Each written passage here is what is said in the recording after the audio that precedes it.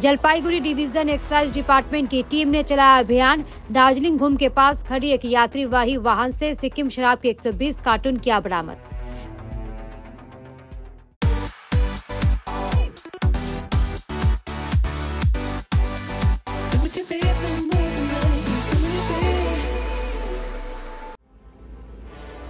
Jalpaiguri division excise department की team ने अभियान चलाकर यात्रीवाही वाहन से लाखों रुपए की शराब जब्त की है।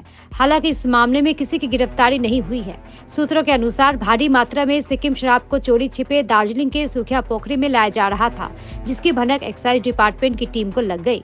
जिसके बाद टीम ने देर रात दार्जिलिंग घूम के पास खड़ी एक यात्रीवाही वाहन को संदेह के आधार पर जाँच किया। इस दौरान वाहन से सिक्किम शराब की 120 कार्टून बरामद की गयी।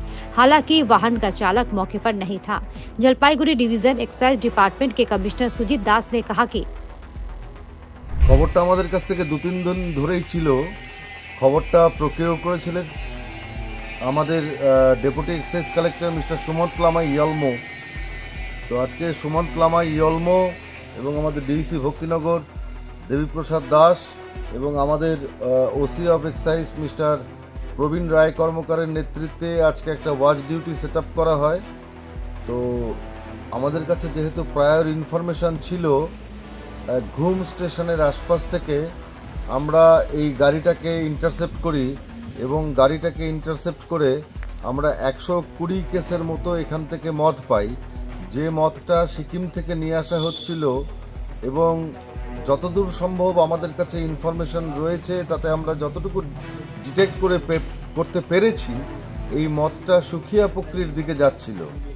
এবং সাচ ক্ল্যান্ডেস্টাইন ট্রান্সপোর্ট এটা যে শুধু আমাদের রেভিনিউয়ের ক্ষতি করছে তাই নয়, এই ধরনের মদ যার কোয়ালিটি কন্ট্রোল সম্বন্ধে আমরা কিচ্ছু জানি না এবং যার অরিজিনটা সম্বন্ধে আমরা অ্যাসেপ্টেন্ট নই, শুধু এটুকু জানি যে এটা সিকিম থেকে নিয়ে আসা হচ্ছিল। Consumption of such liquor is highly dangerous এবং এটা at any given point of time this may pose serious health hazard for the public in general।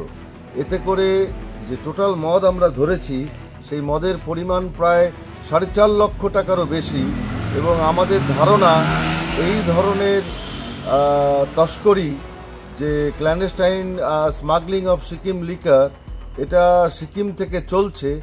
আমাদের দার্জিলিং জেলাও চেষ্টা করছে এই ধরনের স্মাগলিংকে রোকবার জন্য এবং ওরা অনেকাংশে সফলও হয়েছে।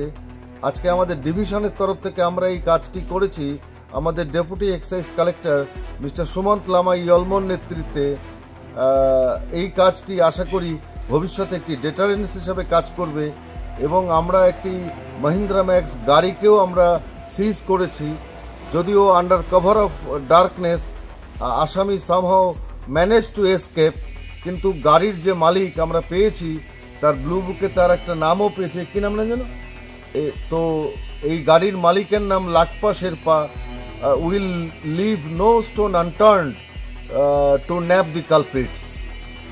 আমাদের কাছে একটা গোপন তথ্য ছিল যে সিকিম থেকে একটা সাদা রঙের মহিন্দ্রা ম্যাক্স গাড়িতে অনেক সিকিম মাল আসবে।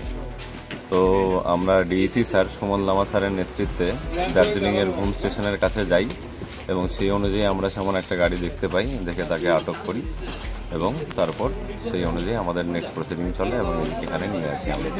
এগুলো সব সিকিমেরই হবে আর অ্যাপ্রক্সিমেটলি 100 কেসের বেশিই হবে এখানে। অবশ্যই কোনো রকম পাস টাস কিচ্ছু ছিল না গাড়িতে, না কোনো অ্যারেস্ট হয়নি।